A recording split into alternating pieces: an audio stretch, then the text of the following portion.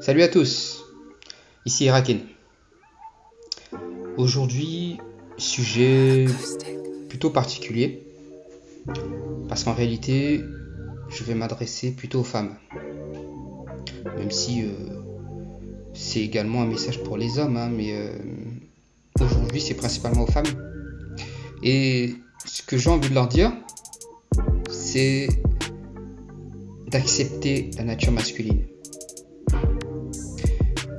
Depuis quelques années, on voit sur les réseaux de plus en plus de ce message pour rappeler aux hommes qui doivent accepter la nature féminine, qui ne doivent pas tellement s'en plaindre, qu'ils doivent faire avec. Et je pense que c'est un bon message d'ailleurs, parce que de toute façon, la nature féminine est ce qu'elle est. Elle a ses bons et ses mauvais côtés. Mais il en est aussi de même pour les hommes. Alors que la nature masculine a du bon et du moins bon. Du bon et du mauvais. Et je trouve qu'on ne rappelle pas assez aux femmes qu'elles doivent accepter la nature masculine. Du moins pour celles qui veulent s'inscrire dans une relation de couple à long terme. Elles doivent accepter la nature masculine. Tout autant qu'un homme qui veut s'inscrire dans une relation de couple à long terme doit accepter la nature féminine. Par exemple, je trouve que on va souvent voir des femmes qui vont reprocher aux hommes de ne pas assez s'investir, de ne pas suffisamment s'investir, notamment lorsqu'il va s'agir des enfants. Quelque chose que j'ai constaté, que ce soit on va dire sur les réseaux, mais également dans la vie de tous les jours, donc de par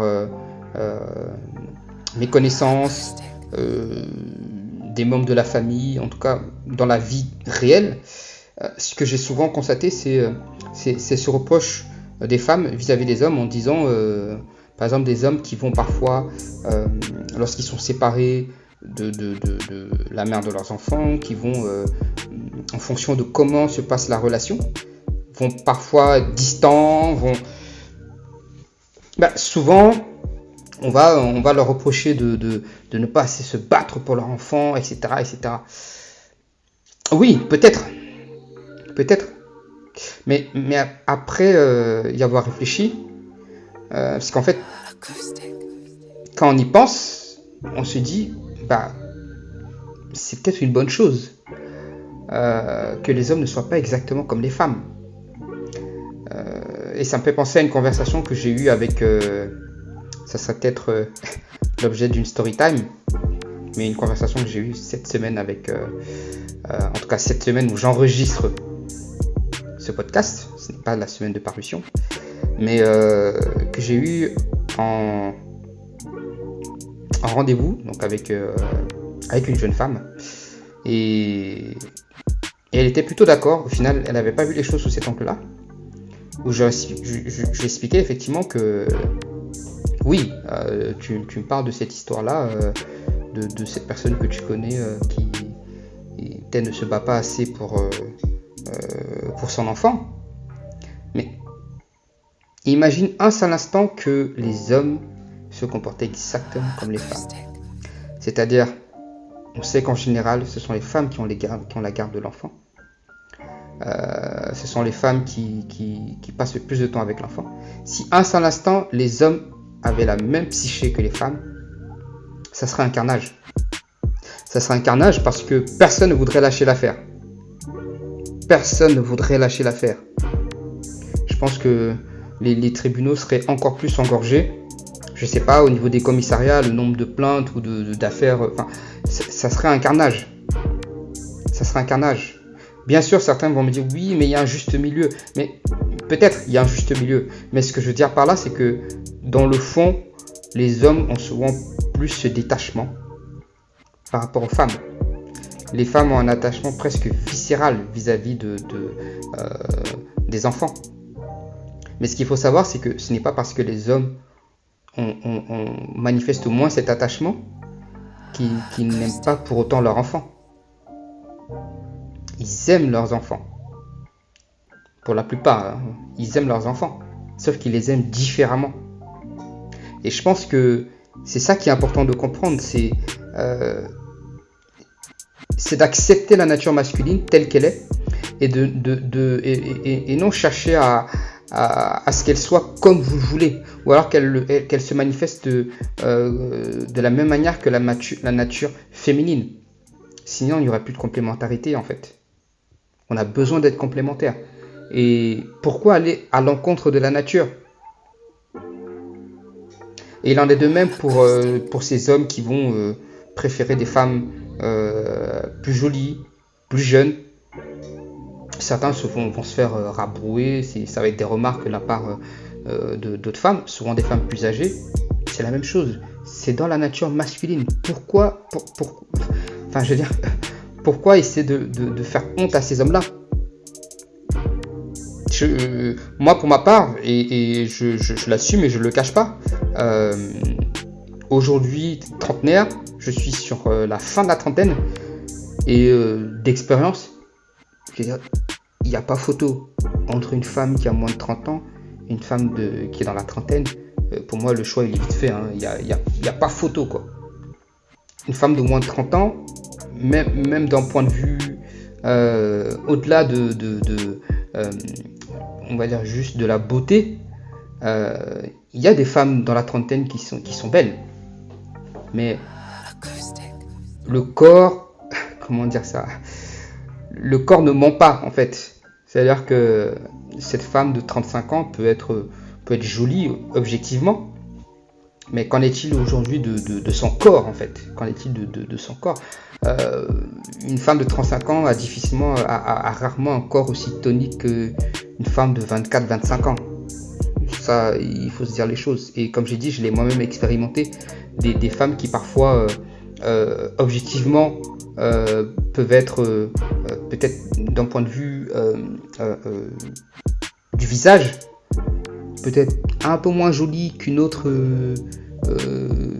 qui a 35 ans. Mais d'un point de vue d'expérience physique, pour ceux qui comprennent, c'est deux choses, c'est deux mondes différents, quoi. Ça n'a rien à voir. Ça n'a rien à voir. C'est plus ferme, c'est plus tonique. Et voilà, ce n'est pas la même chose. Donc, en vouloir à des hommes qui vont préférer des femmes plus jeunes ou des femmes plus belles, c'est une perte de temps. C'est une perte de temps.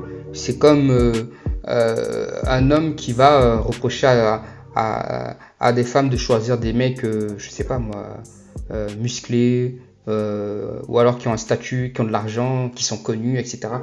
C'est la même chose, c'est une perte de temps. Vous ne pouvez pas aller à l'encontre de la nature. Donc, femmes, sachez accepter la nature masculine. Je ne suis pas en train de dire qu'il faut accepter n'importe quelle connerie de la part de n'importe quel connard. Mais je dis de manière générale, vous devez connaître la nature masculine et l'accepter. Autant qu'un homme doit connaître la nature féminine et doit l'accepter.